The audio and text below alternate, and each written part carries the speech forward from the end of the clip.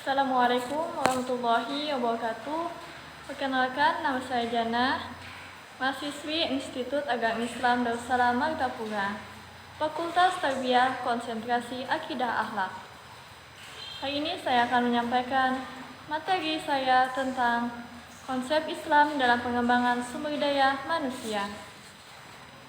Pendidikan Islam adalah pendidikan yang bertujuan untuk membentuk pribadi muslim seutuhnya, mengembangkan seluruh potensi manusia baik dalam bentuk jasmani maupun rohaniah, menumbuhkan hubungan yang harmonis setiap pribadi manusia dengan Allah, manusia dan alam semesta. Manusia adalah makhluk yang punya dua fungsi, yang sekaligus mencakup dua tugas pokok pula. Fungsi pertama, manusia sebagai khalifah Allah di bumi.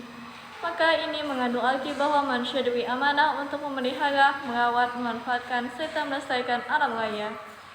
Fungsi kedua, manusia adalah makhluk Allah yang diberi tugas untuk menyembah dan mengabdi kepadanya. Dalam hal pengembangan sumber daya manusia, pendidikan memiliki nilai strategis dan mempunyai peran penting sebagai suatu investasi umat di masa depan. Pengembangan sumber daya manusia berdasarkan konsep Islam, yaitu membentuk manusia yang berakhlak mulia, yang senantiasa menyembah Allah, yang menebarkan rahmat bagi alam semesta dan bertakwa kepada Allah. Inilah yang menjadi arah tujuan pengembangan sumber daya manusia menurut konsep Islam.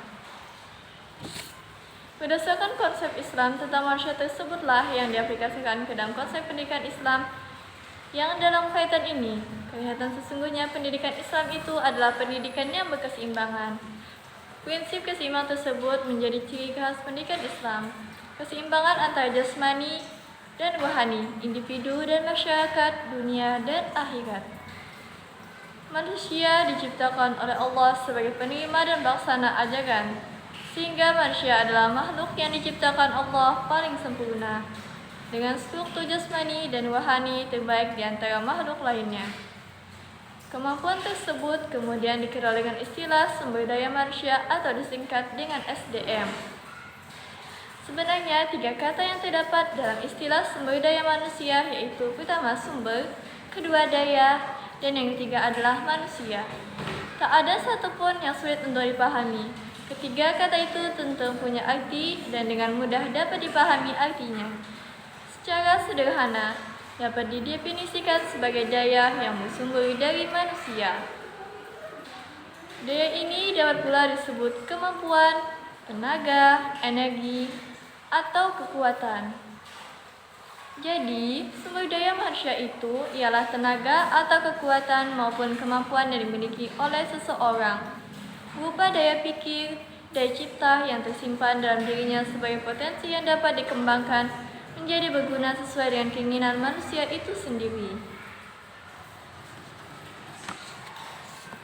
Kualitas sumber daya manusia ini tentu saja tak hanya cukup dengan menguasai ilmu pengetahuan dan teknologi, atau disingkat dengan iptek, tetapi juga pengembangan nilai-nilai rohani, spiritual, yaitu berupa iman dan takwa yang disingkat dengan imtak. Dan dari penjabaran di atas dapat dimengerti bahwa pengembangan sumber daya manusia sangat penting, tak hanya dari sudut ilmu pengetahuan dan teknologi, namun tak kalah pentingnya adalah dimensi spiritual dalam pengembangan sumber daya manusia. Kualitas sumber daya manusia tidak akan sempurna tanpa ketangguhan mental, spiritual, keagamaan.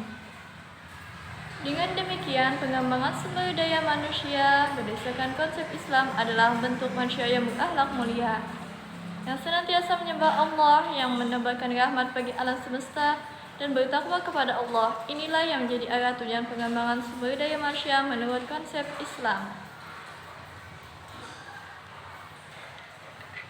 Demikianlah yang dapat saya sampaikan tentang hasil makalah saya hari ini. Assalamualaikum warahmatullahi wabarakatuh.